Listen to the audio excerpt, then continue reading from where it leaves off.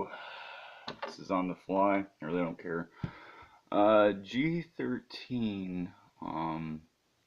And I didn't pick that just because that's my band name either. These are actually pretty decent BB guns. When doing this, go ahead and eject the magazine.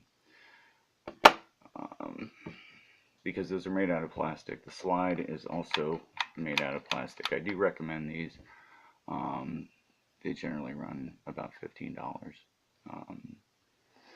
Spring-loaded, single shot. They work pretty decent when you're just getting into this stuff. Today I'm not going to be working with any ballistics per se. I'm just going to go over some basic grips, transitions, calm eyes, things like that. The rest of the gun, however, is made out of metal, minus the trigger and the little plastic grips here and the trigger itself. But because it is metal, it tends to be pretty solid. Now, of course, as you can hear, the slide is plastic, but it's pretty decent. It's not too bad. So for the price, when you're just getting around to it, these M1911 copies are pretty good. They also have this space here which helps to, how should I put this, train you to do this right, because when you're doing this, so you start out in the first position, well, you're also going to be moving to positions like this, because believe it or not, you may need to actually fire the weapon like that. Or you may need to fire it like this, or even perhaps like this. And when you do this, when you do these transitions like this, you always want to make sure that every finger is below. You don't want them up here, for the reason that the slide does pull back when it's going through the semi-auto cycle. So this is a valid position. Now, this isn't something that people normally work on today. This goes back to, the gunslinger days, the Old West. People, and do this crap. You don't want to do that. It's just for show. But this exchanging of the gun into different positions can in fact be very useful. You may never be in a position where you have to fire like this, but then again you may. You may never be in a position where you have to fire like this, but then again you may. You don't know. So when you do it, keep it in mind that your average civilian self-defense scenario with a handgun, is just going to be pop, pop, pop, wait for the cops to come.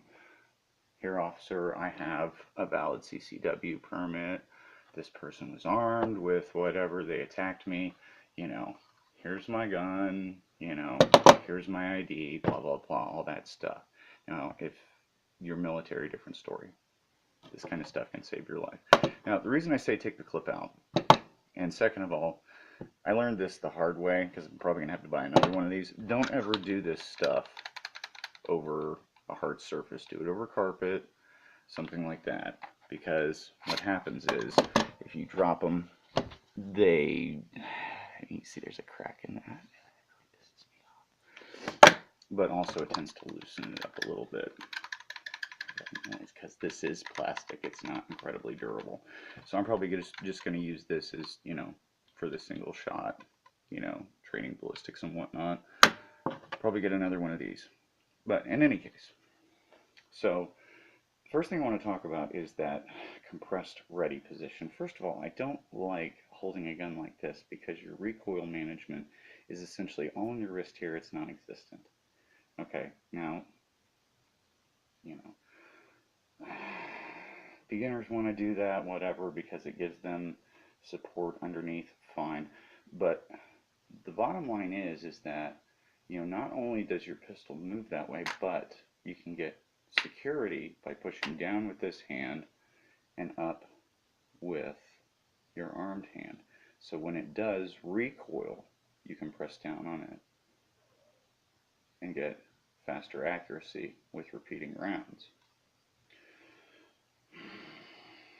This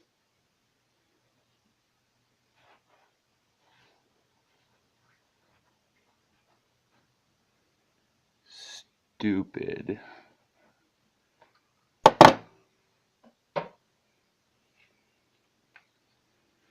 .402 stainless katana, around about 50 bucks.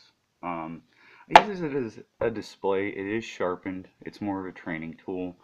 But if you're going to get a battle-ready katana, spend at least $100. And here's why.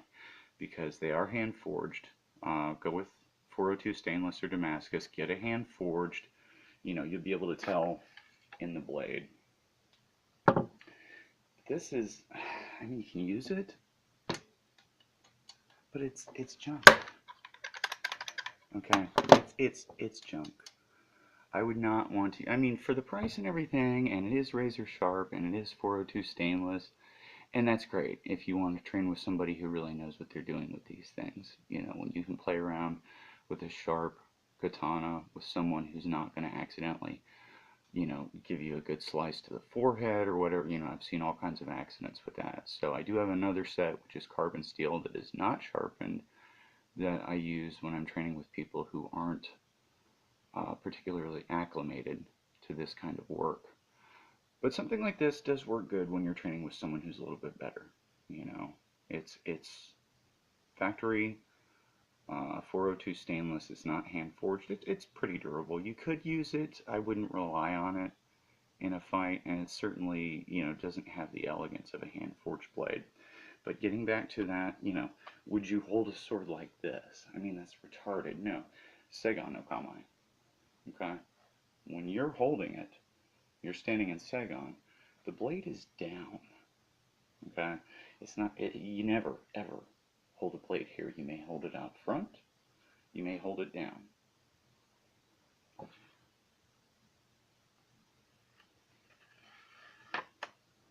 You absolutely never hold it up here. There are reasons for this. First of all, if someone gets in close to you, they can immediately trap you. You know, come in close. You know, you're up like this. Your shoulders are up. Your back is bent forward. You're not well balanced. It's not a good posture to hold. You know, if you're going to do this, you might as well just keep it out and maybe lower it a little bit, you know, rather than doing this. That's extremely stupid. Police do it, the army do it, you know, whatever. I would never do that. It's a bad idea.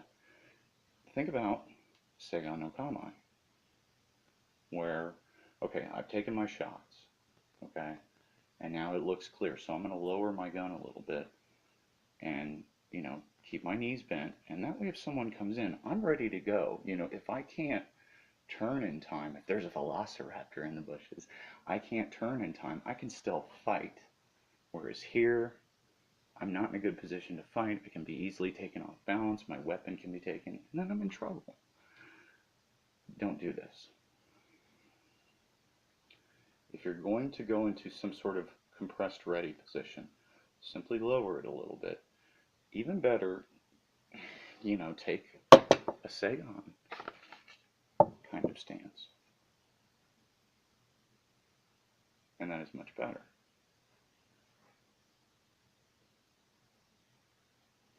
So the dynamics are actually very similar. And this is where we get down to the, you know, the holstering. Well, make sure you look at your holster if it's not clear. Well, at that moment, someone may come around the corner.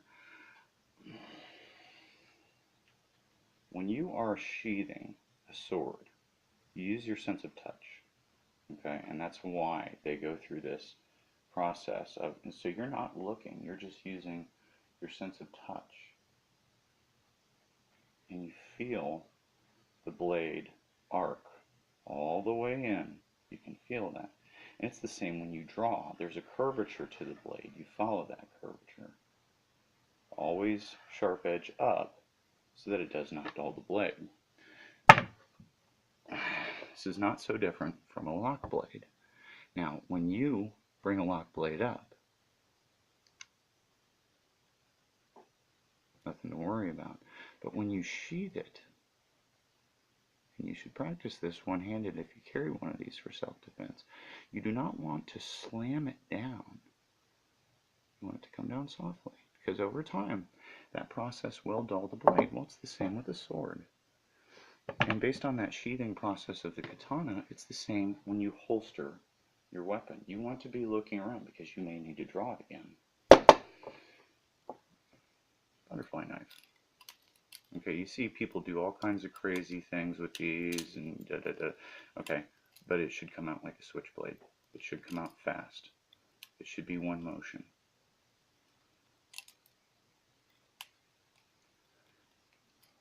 Anything else, you know, this you're wasting time. Well, that same principle applies to this. You don't want to be doing this nonsense. You may shoot yourself. Who knows? Oh. Well, that same principle of exchange that you see with the butterfly knife, it applies with the gun. And there are things to be mindful about when you're doing this, okay? Say I, do something to where I'm like this, and then I go, oh, I got some guys behind me. Bad idea. Always have this, muzzle awareness as to where it's pointed. This can be effective when you're moving in different positions. For whatever. I mean, you practice this with the 24 basic forms in Tai Chi, and it gives you this sort of lexicon matrix of how to move effectively, to dodge and strike at the same time. Marine Corps, it's the same principle. Well, it's the same principle with the knife. You don't want to be wasting a lot of time. And it's the same principle with the sword. You don't want to be doing something stupid. So there are 4 basic positions. 1, 2, okay? And how you exchange these, if you're going this way, and it is much more efficient to go that way, because if you go this way, your thumb is immediately on the trigger. Be sure that you are clear of that line of sight before the guy behind you gets it, okay? Because otherwise you might get it. So 1, 2, okay? 3, 4. Fingers always underneath the guard. That's why they're nice, because it gives you this sort of, sense of always maintaining the same posture with your hands. This is important as much as this. So going with this is, whatever you go with, though, make sure that you stay under the slide. So next thing you know, you're practicing this sort of like, with Baoding balls. Or maybe, you just sit around all day when you're bored, and, well, this is the same thing.